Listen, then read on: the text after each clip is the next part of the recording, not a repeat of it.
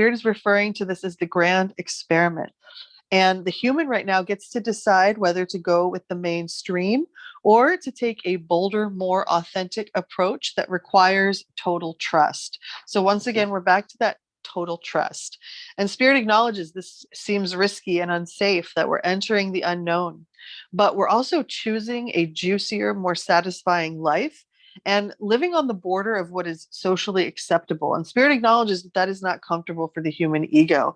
And yet it gives this fringe dwelling freedom, that living from the heart more deeply and expressively than we ever have before. But we have to trust in life enough to fully embrace this. It is an empowered and courageous way to live. And we're encouraged to embrace it as an adventure and to let it unfold as it will. It needs no justification to others, because it's honoring all of who we are.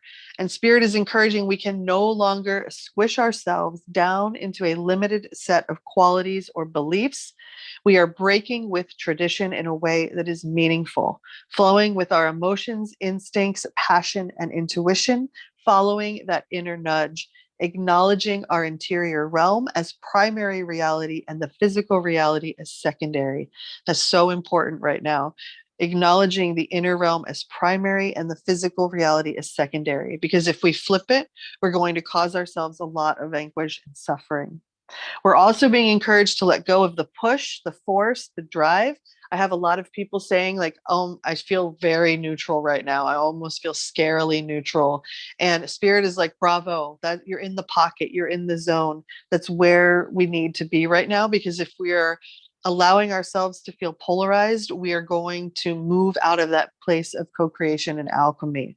So remaining in that neutral present moment where all is accessible and alive, and ignoring pressures from the world or our own conditioned nature that we need to follow the rules or subscribe to deadlines or mainstream views or the views of those around us. So if our body is asking to rest and we're not giving it rest, then we are out of the weave. If our body is asking to play and we are not giving it play, we are now out of the weave. And the mind will give us 1,000 different reasons as to why we cannot do those things in that moment.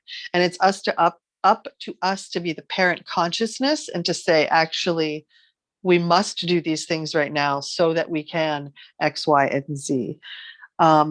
Once again, Spirit's saying that this is a empowered and courageous way to live, because we are remaining in that neutral present moment and we're doing what feels intuitively truthful to us.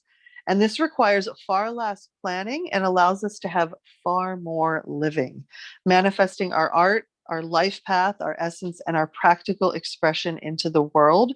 But we must have the willingness to be led by nature and natural wisdom. So this is the third or fourth time on these calls that Spirit has brought up natural time and natural wisdom, being in tune with the sunrise, being in tune with the sunset, being with the birds as they're singing in the backyard or outside the office. Wherever you are, being in tune with the nature of that space. And the lyrics here were, I'm not sure where heaven is, but every night I get a glimpse.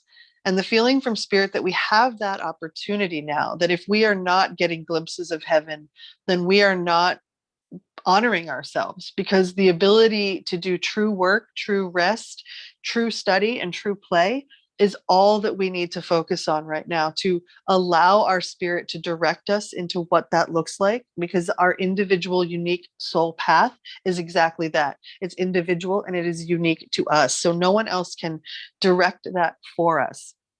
We can have guardians, we can have guides, people pointing the finger along the way, but ultimately that sovereignty is ours to claim, embrace, and unfold.